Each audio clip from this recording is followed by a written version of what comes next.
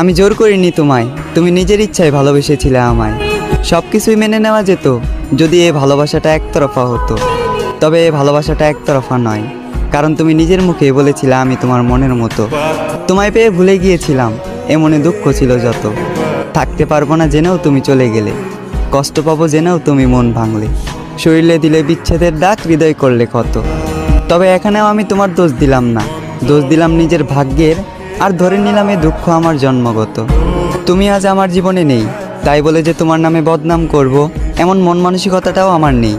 তোমার প্রতি আগে যে ভালোবাসাটা ছিল সেই ভালোবাসাটা এখনও আছে, আর আজীবন থাকবে তোমার প্রতি সম্মান আর শ্রদ্ধা।